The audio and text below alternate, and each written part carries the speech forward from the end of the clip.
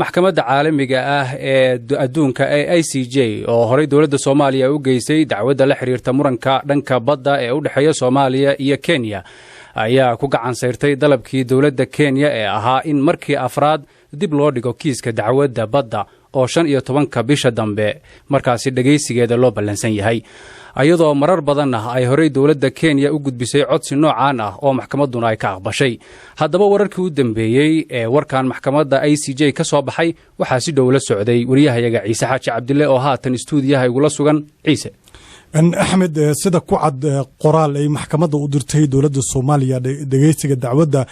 waxay tiri kadib markii ay maxkamadu tixgelisay doodaha labada dhinac ay soo gudbiyeen ayaa waxay go'aansatay in jadwalka dhageysiga uu sidiisii ahaado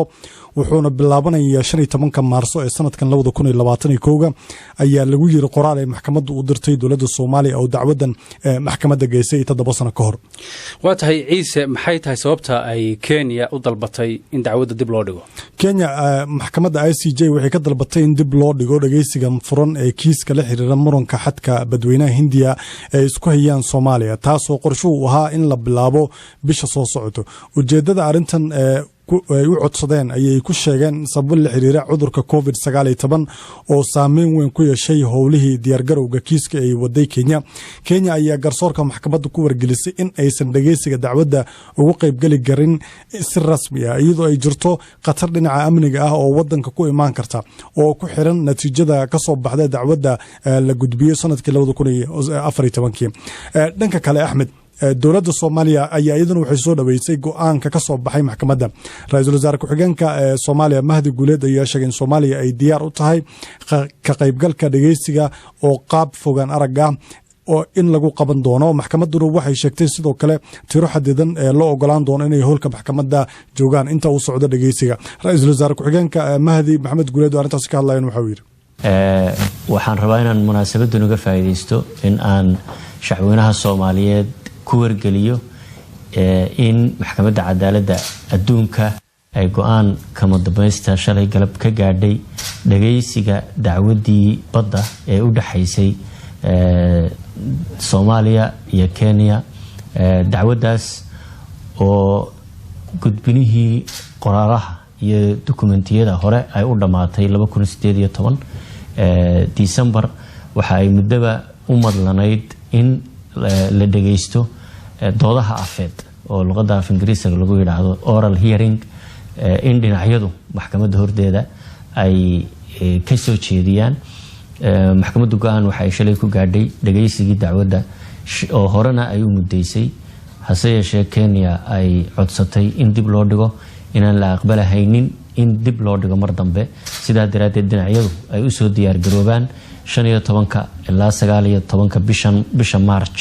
ee inagu soo aadan ama Maarso dadka qaarba sidoo u yaqaan 2021 in la dhageysto dhinacyada habka virtualka ama muuqaalka fogaal aragga ah iyo hadday suurto gasho habka dhowr qof in ay ka soo qayb gali karaan dhinacyada almuhiim dacwadda dhageysigeedii إن شاء الله 15 إلى 19 مارسو oo sanadkan 2021 ayaa ay hirgelisay maxkamaduna go'aamisay naguna warkelisay dhinacyada dhamaantood kaas wuxuu ahaa Mahdi Guuleed ra'iisul wasaare ku-xigeenka Soomaaliya waxa uu sheegay dowladda Soomaaliya inay soo dhaweyso go'aankaasi ka soo baxay maxkamadda haseete Axmed dowladda Kenya wali kama aysan hadlin go'aankan maxkamadda ka soo baxay balse hadii ay ka hadasho dowladda Kenya dhageystayaasheena waxay ku maqli doonaan idaacadaha soo socda iyo sidoo kale boggayaga website-ka waatahay Ciise maxaan kala soconaa oo ka ognahay jadwalka dacwadda ee maxkamaddu ay soo saartay Axmed jadwalka waxa uu eegyahay sida tan waxaana la yiri wuxuu dhageysiga bilaabanayaa 15 bisha Maarso ee sanadka 2021 waxaana uu socon doonaa 4 maalmood wuxuuna bilaaban doonaa Isniin 15 barqanimo ilaa 1 duhurnimo furitaanka dooda afka ee dhinaca Soomaaliya wareegeeda koowaad ayaa la siini doonaa 3 galabnimo ilaa 4 iyo barka galabnimona waxaa sii waditaanka dooda afka ee dhinaca Soomaaliya wareegeeda koowaad ayaa sii socon doona arbaco markii la gaaro 17 Maarso 10 subaxnimo ilaa 1 duhurnimo Kenya ayaa iyaduna wareegeeda koowaad soo bandhigi doonta 3 laga bilaabadana ilaa 4 iyo barka galabnimo waxaa sii wada doonta dooda afka ee dhinaca Kenya wareegeeda koowaad khamiis marka 18 Maarso 3 galabnimo ilaa 6 galabnimo dooda afka ee dhinaca Soomaaliya wareegeeda labaad ayaa bilaaban doona Kenya jimcay ku xijin doonta wareegeeda labaad ee dooda afka ee dhinaca Kenya marka kadib ayaa